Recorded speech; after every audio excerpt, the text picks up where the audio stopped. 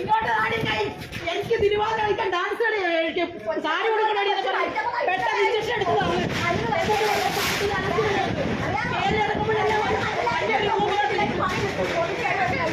കേറിയിട്ട് പറയുന്നതാ. പിന്നെ വിധി ഉണ്ടെങ്കിലേ പാരസിറ്റമോൾ കഴിച്ചാലും ചത്തു പോകുന്നു അവന്മാര് പറയുന്നത്.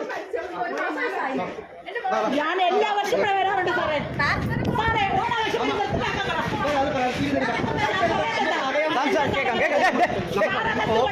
ഓഫീസിൽ പിന്നെല്ലാം സമാധാനം ഉണ്ടല്ലോ. അന്നത്തെ സൂപ്രണ്ട് ഇവിടെ പണം പഠിക്കുന്നവള് മുല്ലപ്പൂ ചൂടി ജഡമായിട്ട് ഞാൻ പോവാ.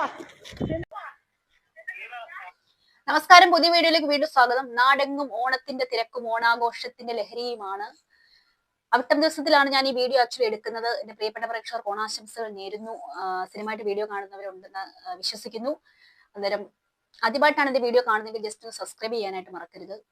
വീഡിയോ ഇഷ്ടമാണെങ്കിൽ ലൈക്ക് ചെയ്യാനും മറക്കരുത്. അപ്പൊ വിഷയത്തിലേക്ക് നമുക്ക് വരാം.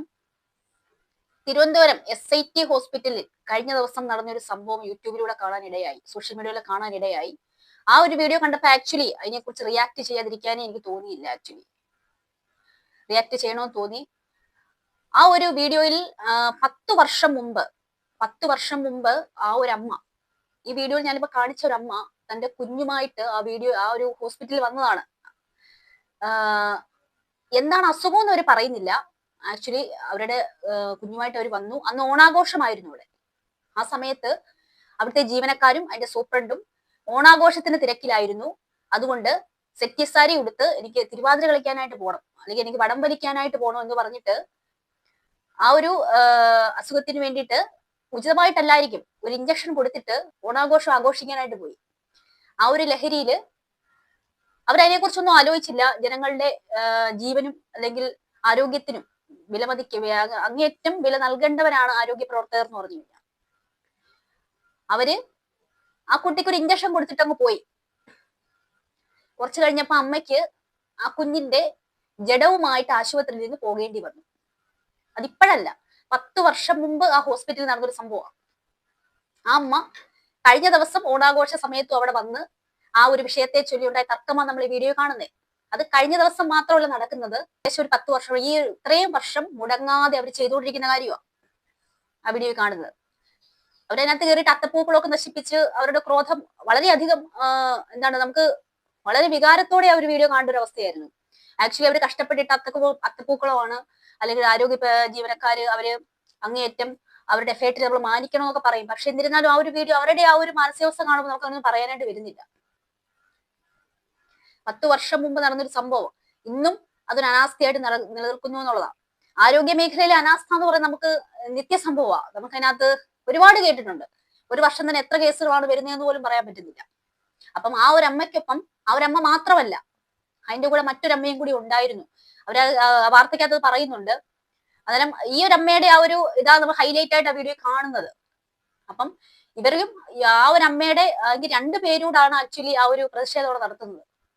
ചിലവരൊക്കെ നമ്മൾ ആരോഗ്യ മേഖലയിൽ ഒരുപാട് സംഭവങ്ങൾ നമ്മൾ കാണുന്നുണ്ടെങ്കിൽ ചിലവരൊക്കെ അത് നടന്നു, അല്ലെങ്കിൽ ചിലത് വിട്ടുകളയും. ചിലവരുണ്ട് അതൊരിക്കലും അവർക്ക് മായാത്ത, അല്ലെങ്കിൽ ചില അനുഭവങ്ങൾ അല്ലെങ്കിൽ മായത്തില്ല. ആ മനസ്സിൽ എന്നും അത് വലിയ മുറിവായിട്ട് കിടക്കും.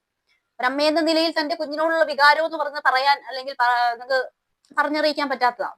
പക്ഷെ എല്ലാ അമ്മമാരും ഇങ്ങനെ ആവും എന്ന് പറയാൻ പറ്റത്തില്ല. പക്ഷെ ആ അമ്മ 10 വർഷമായിട്ട് ആ ഒരു ഹോസ്പിറ്റലിൽ വന്നിട്ട് പ്രതിഷേധം പറയുകയാണ്. ഓണാഘോഷം ഇവിടെ നടക്കാൻ പറ്റത്തില്ല. എന്റെ കുഞ്ഞിനെ ആശുപത്രിയിൽ എന്റെ കുഞ്ഞിനെ കൊണ്ടുവന്നപ്പം ഓണാഘോഷം നടത്താനായിട്ട് പോയി, ജീവനക്കാര് നോക്കിയില്ല എന്നുള്ള രീതിയിൽ.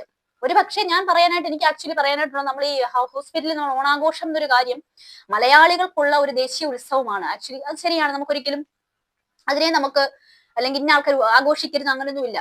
നമുക്ക് പല മേഖലയിൽ, ആരോഗ്യ മേഖലയിലാണെങ്കിലും നമ്മുടെ പോലീസ്, അതുപോലെ തന്നെ ആ മേഖലയാണെങ്കിലും ബാങ്ക്, അങ്ങനത്തെ ജീവനക്കാരൊക്കെ ആണെങ്കിൽ അവർക്ക് ഓണാഘോഷം എന്നുള്ളത് അവർക്ക് ഈ ജനസേവനം എന്നുള്ള കാര്യം അവരുടെ ആ ഒരു മേഖലയിൽ അവര് മേടിക്കുന്ന ശമ്പളത്തിന് വേണ്ടി ചെയ്യുന്നു എന്നതിനേക്കാൾ ഉപരി ജനസേവനം എന്നുള്ള കാര്യം അവര് അതിൽ അങ്ങേയറ്റം കർമ്മനിരതരായിരിക്കണമെന്ന് തന്നെയാണ് എനിക്ക് പറയാനായിട്ടുള്ളത്. എന്റെ ഒരു അഭിപ്രായം എന്ന് പറഞ്ഞത്. കാരണം എനിക്കിപ്പോ അല്ലെങ്കിൽ ഞായറാഴ്ച പറഞ്ഞ ദിവസങ്ങളിൽ ഞാൻ രോഗിയെ നോക്കില്ല.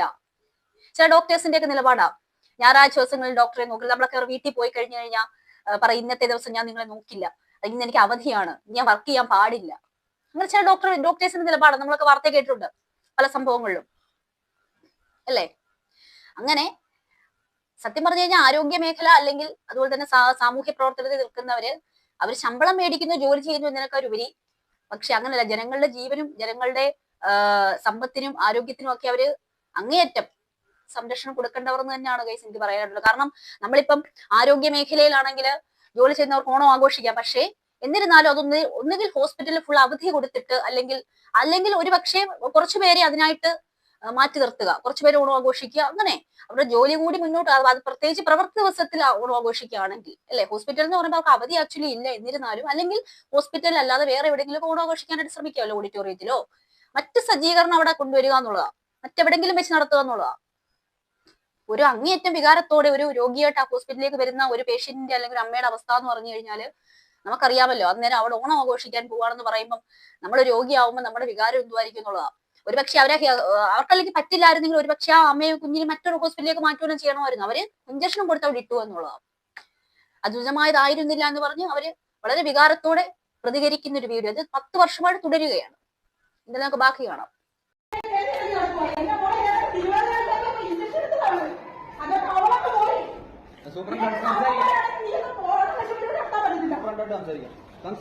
ഇവിടെ ഓണാഘോഷം സാർ അച്ഛനാണെങ്കിൽ നടത്തരുത്, വില്ലേജ് നടത്ത്, കോർപ്പറേഷൻ നടത്ത്, ഓണാഘോഷം